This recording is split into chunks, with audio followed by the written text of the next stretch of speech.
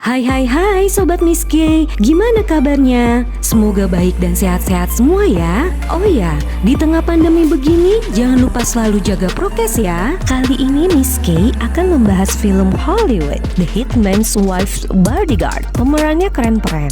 Ada Samuel L. Jackson, Ryan Reynolds, Salma Hayek, Antonio Banderas, sampai Morgan Freeman. Menceritakan Michael Bryce, mantan bodyguard yang diperankan Ryan Reynolds, harus terganggu waktu liburannya. Ia didatangi mantan bosnya, Sonia Kincaid, yang diperankan Salma Hayek, yang mana juga merupakan istri Darius Kincaid, yang diperankan Samuel L. Jackson, musuh bebuyutan Michael. Mereka pun akhirnya terlibat dalam satu misi berat dan berbahaya, yakni menyelamatkan dunia dari maniak Aristotle, yang diperankan Antonio Banderas. Ia berencana melepaskan virus mematikan secara global. Untuk mengetahui kisahnya lebih lanjut, yuk nonton dan simak videonya sampai habis. Dan juga jangan lupa like and subscribe ya.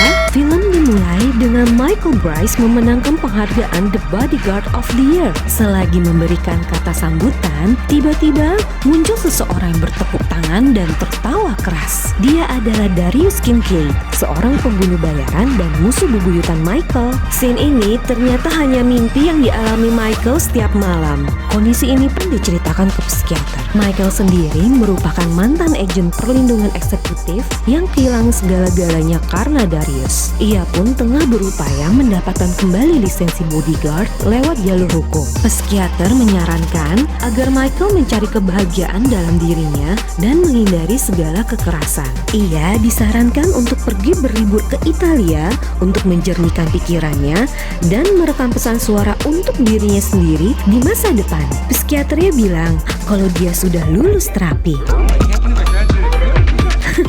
Psikiaternya kelihatan kewalahan ya guys. Scene beralih ke negara Yunani, yang mana warganya sedang demonstrasi besar-besaran lantaran Uni Eropa memberikan sanksi ekonomi selama 2 tahun pada Yunani. Setelah 2 tahun berjalan, periode sanksi diumumkan Presiden Uni Eropa Walter Fischer akan diperpanjang lagi.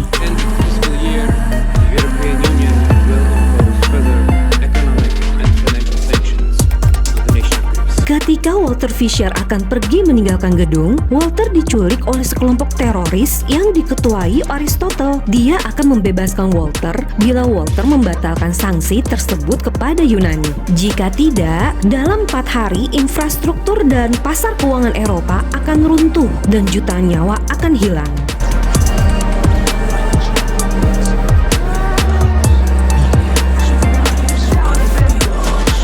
Scene beralih ke Michael Bryce yang tengah berlibur di Capri, Italia. Saat sedang bersantai, tiba-tiba sekeliling sedang terjadi baku tembak. Lucunya, Michael tak menyadari karena tengah asik bersantai. Tiba-tiba, Michael dihampiri wanita yang kemudian membawanya untuk berlindung. Wanita tersebut adalah Sonia Kincaid, istri Darius Kincaid. Sonia memberitahu bahwa Darius meminta bantuannya dari kejaran sekelompok mafia yang ingin menculiknya.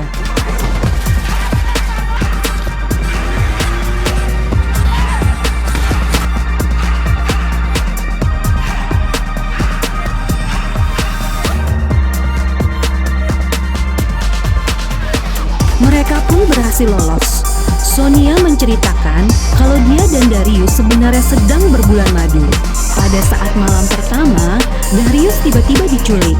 Sonia pun sangat marah dan kesal terhadap Darius. Sonia sedang berusaha mempunyai anak dari Darius karena dia ingin menjadi seorang ibu. Di sini Michael berusaha untuk menjadi pendengar yang baik. Scene beralih ke Aristotle yang berada di Kroasia.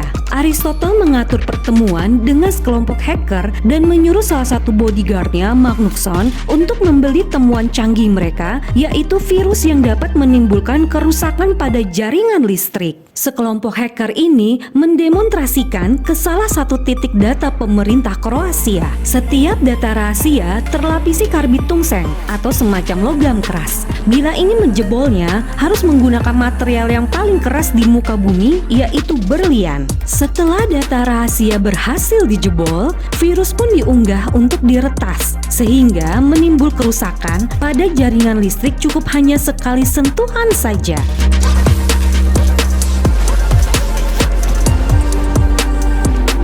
Ternyata dari awal Aristotle tidak ingin membelinya. Lebih tepatnya, dia ingin merampasnya dari mereka, alias mau gretongan ya, Bo.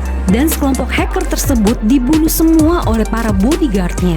Karena insiden gelombang listrik tersebut dikabarkan merenggut 75 korban jiwa dan menarik perhatian agen Interpol, yaitu Bobby O'Neill yang tengah memeriksa korban-korban insiden di lokasi. Ternyata hacker yang ditembak mati oleh bodyguard Aristotle adalah penjahat yang dicari 16 negara.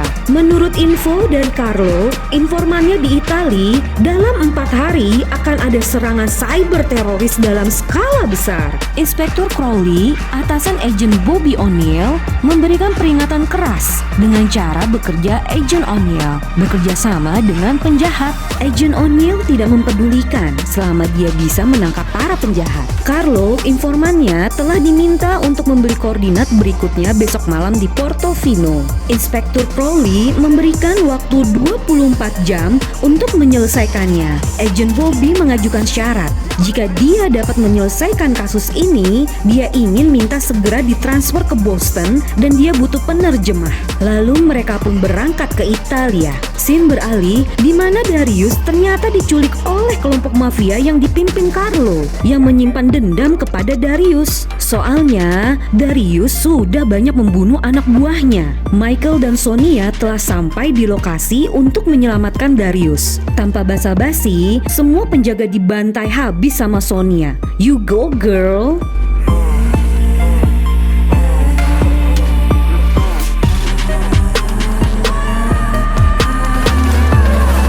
Darius sadar kalau dia sedang diselamatkan istrinya. Dia langsung melumpuhkan orang yang berada di dekatnya dan juga menembak kepala Carlo. Akhirnya, Darius berhasil diselamatkan. Darius kaget kenapa tiba-tiba ada Michael. Ternyata terjadi kesalahpahaman alias salah denger guys si teteh Sonianya. Pada saat Darius dan Sonia ingin pergi meninggalkan Michael, tiba-tiba ada mobil hitam menghampiri dan mereka pun dibawa paksa. Begitu pula dengan Michael dibawa paksa oleh para penculiknya. Ternyata yang menculik mereka adalah agen Interpol Bobby O'Neill yang sedang marah besar karena membunuh informannya Carlo yang juga orang kepercayaan Aristotle. Dia membeberkan pelanggaran yang telah dilakukan oleh ketiga-tiganya dan memberikan kesempatan untuk menebusnya. Tadinya Carlo akan membeli disk atau koordinat rahasia jaringan data-data Eropa di Portofino. Dikarenakan Carlo sudah tiada dibunuh mereka, agen Bobby meminta mereka untuk menggantikan Carlo membeli disk tersebut ke Portofino. Agen Bobby mengatur rencana. Pura-puranya Sonia akan menjadi pacar Inggris Carlo dan Michael menjadi bodyguardnya Sonia mengawal untuk pembelian disk tersebut. Dan Darius bertugas untuk membackup mereka dari belakang dan memastikan disk bisa berhasil dibawa. Mereka diberikan uang 1 koper untuk pembelian disk tersebut. Mereka pun pergi untuk menjalankan misi tersebut. Di sepanjang perjalanan, Sonia terus menginterogasi Darius, menanyakan kemana perginya di saat malam pertama bulan madu mereka. Darius mengatakan kalau ia mengambil pekerjaan. Sonia marah besar dan berteriak sekencang-kencangnya. Lalu Sonia berusaha menenangkan dirinya dengan masih menganggap kalau saat ini dia masih sedang berbulan madu. Dan Darius pun langsung mencium istrinya dengan mesra. Lalu mereka berhenti di pom bensin kecil dan Darius menghampiri Michael yang sedang berada di toko pom bensin tersebut untuk meminjam ponselnya untuk menelpon. Sonia melihat Darius sedang menelpon dan dia pun langsung curiga, mengira kalau Darius selingkuh. Lalu Sonia langsung menginjak gas mobil. Sialnya, Michael baru saja keluar toko, tiba-tiba tertabrak oleh Sonia dan Michael pun pingsan. Sonia langsung merebut handphone yang dipegang Darius. Sonia merasa terkejut. Ternyata Darius sedang memesan tiket opera Carmen untuk pergi menonton berdua. Lalu mereka pergi ke kota untuk berbelanja, makan makanan mewah, dan menonton opera memakai uang yang diberikan agen O'Neill untuk misi mereka.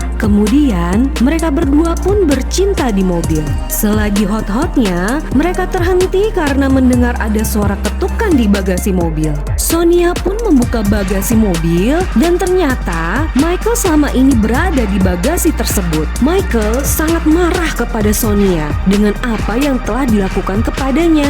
Michael pun bertanya, apakah mereka memakai uang yang diberikan untuk misi mereka?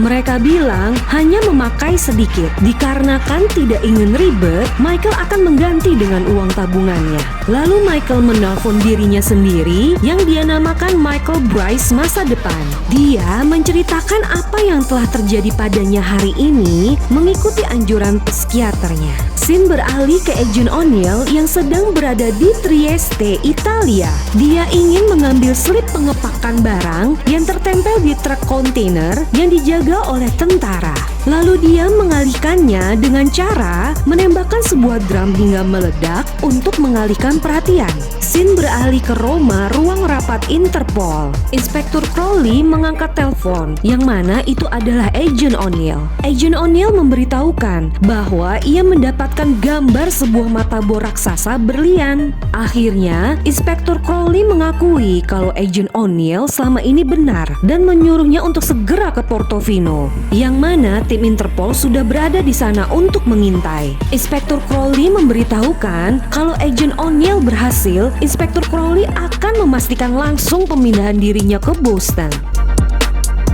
Scene pun beralih lagi ke Portofino. Di sini kita melihat Michael dan Sonia sedang melancarkan aksinya untuk membeli disk ke seorang hacker. Sonia menyamar sebagai pacarnya Carlo dan Michael menyamar menjadi bodyguard Sonia. Sedangkan Darius mengawasi mereka dari kejauhan untuk memastikan mereka dapat kembali dengan selamat. Sebelum masuk ke tempat pertemuan, Michael diperiksa dulu oleh keamanan di tempat. Selagi diperiksa, Agent O'Neill menelpon Michael untuk memberitahukan kalau mereka harus segera mundur karena dia sudah dapat peringatan oleh bosnya untuk tidak boleh bekerja sama dengan penjahat. Hacker yang akan mereka temui bernama Vladimir. Disk yang berisikan koordinat rahasia jaringan seluruh Eropa berhasil dibeli. Tapi tiba-tiba Vladimir memakaikan Sonia gelang jarak untuk memastikan disk tersebut sampai ke tangan pembelinya, yaitu Aristotle. Gelang tersebut sangat berbahaya. Jika gelang dan disk terpisah dengan jarak 5 meter, maka dalam 15 detik gelang tersebut akan meledak dan membunuh Sonia. Satu-satunya kunci untuk melepaskan gelang tersebut adalah Aristotle. Lalu tiba-tiba mantan klien Michael Bryce menghampirinya dan Michael pun langsung panik karena penyamarannya bisa terbongkar. Dan salah satu anak buah Vladimir mengetahui perihal Michael Bryce. Vladimir langsung merasa curiga karena dia tahu kalau Carlo tidak akan mungkin menyewa bodyguard yang tidak berlisensi untuk kekasihnya. Dan juga Vladimir mengatakan kalau dia pernah melihat Carlo dengan wanita yang berumur 30-an tapi tidak terlihat tua seperti ini. Mendengar perkataan Vladimir, Sonia pun tak tahan lagi. Dia langsung marah dan berteriak dengan aksen Meksikonya dan Vladimir pun mengetahui kalau ini semua adalah tipuan. Dan baku tembak pun terjadi di tempat.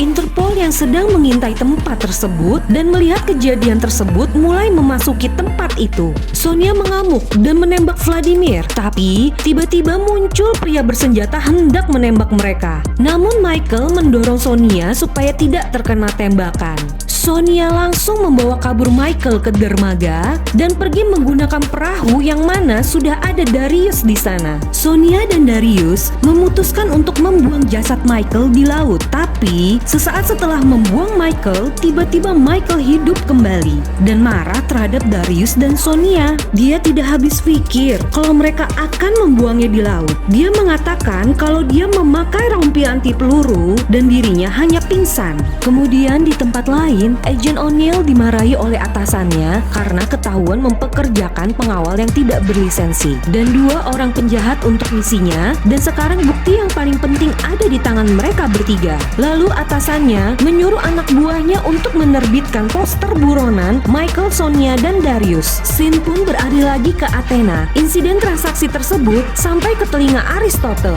Dia menyuruh seluruh anak buah untuk pergi membunuh mereka bertiga dan mengambil koper yang berada di tangan mereka. Scene beralih ke Florence, Italia. Michael, Sonia, dan Darius sedang berada di atas gedung untuk melakukan pengintaian. Michael mengatakan kalau dia merasa tulang rusuknya patah karena bekas tertembak dan Sonia pun memberikannya obat. Lalu, tak lama kemudian datang Aristotle bersama anak buahnya untuk menghadiri acara perlelangan karya seni di sana. Michael melihat Aristotle dikawal oleh Magnusson, yang mana Magnusson ini mendapatkan penghargaan bodyguard terbaik selama 3 tahun berturut-turut. Darius pun juga terkejut kalau Aristotle juga mempekerjakan Zento, salah satu pembunuh bayaran terbaik se-Asia. Zento bertugas untuk mengawasi area sekitar dengan senapan jarak jauhnya. Selagi mengawasi, Zento melaporkan ke Magnusson kalau dia melihat Michael, Sonia, dan Darius di atap gedung. Magnusson langsung menyuruh Zento untuk menembaki mereka. Michael, Sonia, dan Darius pun langsung pergi berlari menghindar dari tembakan Zento. Mereka langsung dikejar oleh anak buah Aristotle. Selagi berlari melarikan diri, entah kenapa Michael tiba-tiba merasa pusing dan terjatuh.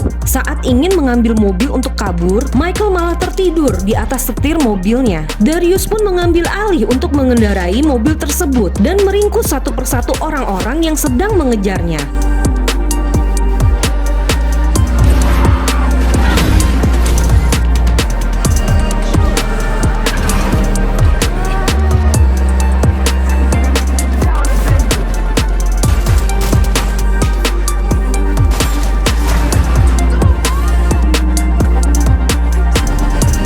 Saat sadar, Michael marah kepada Sonia. Ternyata pil yang diberikan oleh Sonia kalau dia bukan diberi obat pereda nyeri melainkan litium. Setelah efek obat tersebut hilang, Michael pergi ke rumah ayah tirinya yang tak jauh dari lokasi untuk mencari bantuan. Ayah tiri Michael ternyata seorang bodyguard senior yang mempunyai lisensi AAA. Mereka bertiga beristirahat di sana dan disuguhkan dengan beberapa hidangan. Namun, tiba-tiba Michael meninggalkan meja makan setelah melihat hidangan gelato.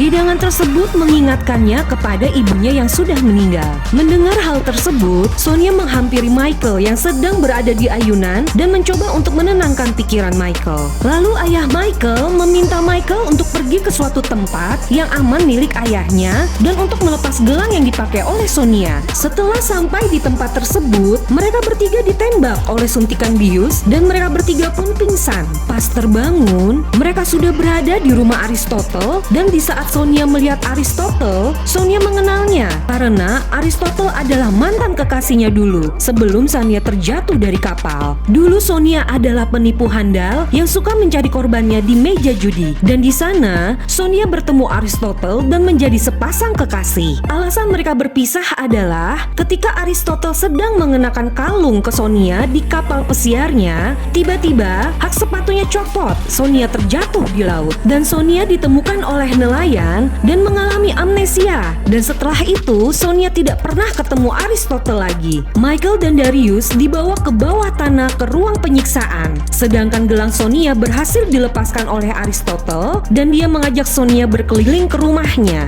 Di ruang tempat penyiksaan Aristotle, Michael dan Darius berhasil melumpuhkan 2 orang anak buah Aristotle. Di sisi lain, Aristotle memberitahu Sonia bahwa dia melihat Darius pergi ke klinik kesuburan. Setelah mengetahui hal tersebut, di saat Michael dan Darius berusaha kabur dari rumah tersebut, Sonia memutuskan untuk tetap tinggal bersama Aristotle dan meninggalkan Darius. Karena Sonia marah kepada Darius pergi ke klinik kesuburan tanpa sepengetahuannya, yang mana Sonia mengira sel telurnya sudah busuk. Karena masih dikejar oleh anak buah Aristotle, Michael berusaha membawa Darius meninggalkan Sonia di sana dan mereka berhasil kabur dengan perahu. Singkat cerita, Michael menanyakan Darius apa yang sebenarnya terjadi. Darius menceritakan kalau testis Darius tertembak oleh Michael saat mereka berdua sedang berhadapan saling menembak, dan hal tersebut yang membuat testis kiri Darius lemah dan pergi ke klinik kesuburan untuk mencari solusinya. Darius pergi meninggalkan Michael untuk menenangkan diri, dan Michael pergi ke rumah ayahnya hendak menceritakan apa yang telah terjadi. Tapi saat bertemu ayahnya, ia malah diusir oleh ayahnya karena ternyata selama ini ayahnya adalah pengawal Aristotle selama di Italia. Michael pun menjadi marah karena merasa dikhianati. Michael membakar mobil kesayangan ayahnya itu. Darius memutuskan untuk membuat keributan di bar. Dia berkelahi dengan para pengunjung bar. Dalam keadaan keributan tersebut, Michael pun sudah berada di bar tersebut sambil memakan gelato dan menceritakan kepada Darius bahwa ayahnya yang mengkhianatinya, sehingga mereka tertangkap oleh Aristotle. Saat mereka sedang berbicara, tiba-tiba telepon berbunyi dan seseorang mencari Darius dari telepon di bar itu, yang mana ternyata penelpon itu adalah Sonia. Sonia menjelaskan dan meyakinkan Darius kalau dia hanya berpura-pura memilih Aristotle agar bisa mendapatkan lebih banyak informasi rencana busuknya Aristotle. Sonia pun menyuruh Darius dan Michael pergi dari bar itu karena anak buah Aristotle sedang menuju ke sana. Namun tak disangka ternyata pembicaraan Sonia didengar oleh Aristotle. Ternyata selama ini Aristotle tahu kalau Sonia hanya berpura-pura dan sekarang ia pun ditahan oleh Aristotle. Aristotle memberitahukan kalau sekarang Darius sedang dibunuh oleh anak buahnya dan Sonia pun tidak mempercayainya karena Darius orang yang tidak dapat dibunuh semudah itu. Michael dan Darius berusaha kabur dari kejaran anak buah Aristotle. Di saat pengejaran, Michael menelpon Future Mike kembali memberitahukan tentang kejadian yang dialaminya, di mana dia sudah kelihatan muak dengan keadaannya sekarang dan dia ingin cepat mengakhirinya. Mereka pun berhasil kabur dari pengejaran tersebut, tapi karena saking semangatnya, dia menabrak pembatas jalan dan terlempar keluar dari mobil dan tiba-tiba ditabrak pula oleh anak buah Aristotle hingga terlempar ke laut. Michael pingsan setelah diselamatkan oleh Darius dan Darius mendengarkan semua rekaman suara yang dikirimkan ke Future Mike. Setelah Michael sadar, mereka berdua dikepung ditangkap oleh Interpol dan dibawa untuk diinterogasi. Di ruang interogasi, Michael dan Darius memohon untuk tetap menjalankan tugas yang diberikan oleh Agent Bobby. Mereka benar-benar kesal. Tak lama, pihak Interpol mendapatkan kabar bahwa komplotan teroris itu sedang menuju ke Laut Veragio untuk menjebol pusat data dan akan menggugah virusnya. Jika dibiarkan, maka seluruh negara yang di benua Eropa akan menjadi hancur dan porak-poranda. Dan akhirnya, pihak Interpol mengizinkan Michael dan Darius untuk menjalankan tugas untuk menghentikan Aristotle. Ternyata anak buah Aristotle sudah mengetahui Michael dan Darius yang akan menggagalkan rencana Aristotle. Dua agen Interpol sengaja didandankan mirip seperti Michael dan Darius untuk mengalihkan perhatian anak buah Aristotle. Oleh karena itu, mereka dikejar dan diberondong oleh puluhan peluru. Dan sayangnya, mereka menabrak kapal pengangkut minyak. Kemudian lokasi berpindah ke Veragio, Italia. Agent Bobby sedang menuju sebuah pengoboran yang diduga dilakukan oleh Aristotle. Namun, saat sudah sampai di sana, mereka semua salah bahwa pengeboran tersebut bukan milik Aristotle dan hanya pengeboran untuk pembuangan limbah. Agent Bobby akhirnya menyadari bahwa pengeboran bukan dilakukan di kota Veragio, tapi di palung lautan Veragio, yang mana di sana terdapat pusat data Eropa dan nasib Eropa kini berada di tangan Michael dan Darius. Mata bor yang berlapis berlian itu sudah turun ke dasar laut menuju pusat data. Tanpa Aristotle sadari, Darius dan Michael masih hidup. Michael dan Darius akhirnya berhasil sampai di kapal Aristotle dan mereka berhasil membunuh beberapa anak buahnya Aristotle. Kemudian, mereka berpencar untuk mencari Sonia dan berusaha menghentikan pengeboran. Michael berhadapan dengan salah satu bodyguard Aristotle, Magnusson, sedangkan Darius harus berhadapan dengan pembunuh bayaran yang disewa Aristotle, yaitu Zento. Darius sudah terpojok dan hanya memiliki satu peluru di pistolnya. Dengan cerdik memantulkan pelurunya dan berhasil mengenai Zento yang bersembunyi di balik sofa. Michael pun juga berhasil mengalahkan Magnusson di tempat. Di dasar laut, mata bor berlian berhasil menembus pusat data dan Aristotle menggugah virus ke pusat data Eropa.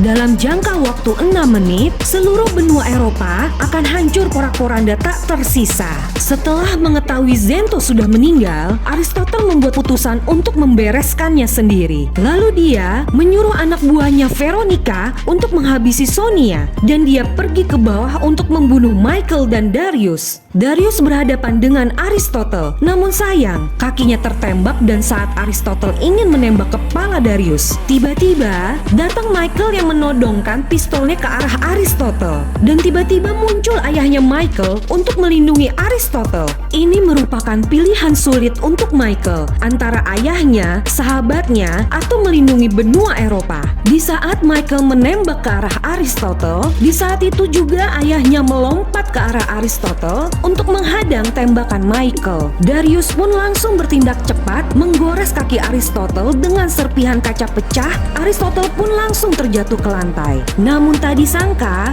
ayahnya Michael memakai rompi anti peluru. Ketika Michael akan membunuh ayah tirinya, ternyata peluru pistolnya sudah dilucuti oleh ayah tirinya itu.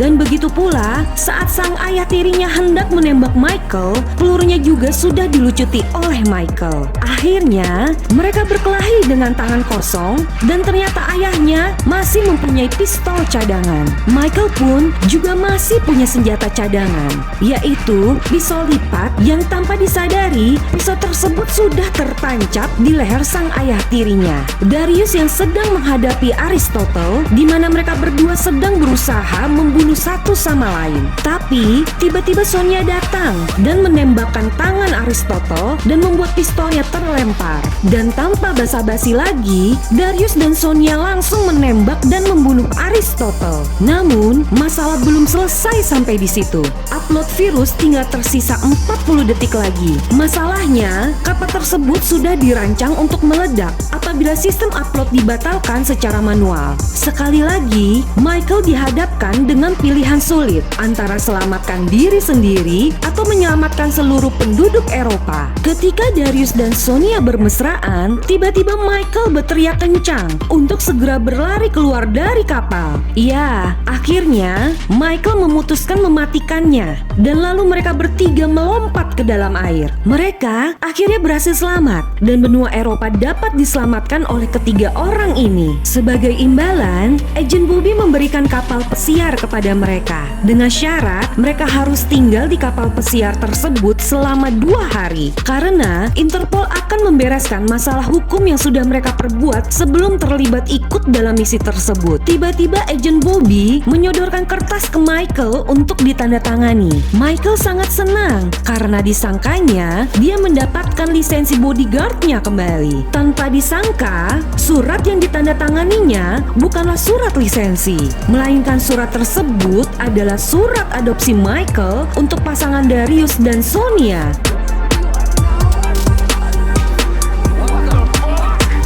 Akhir yang sangat menghibur sekali, bukan? Itulah dia kisah The Hitman Wife Bodyguard. Nantikan cerita dari film lainnya hanya di channel Miss K. Bye!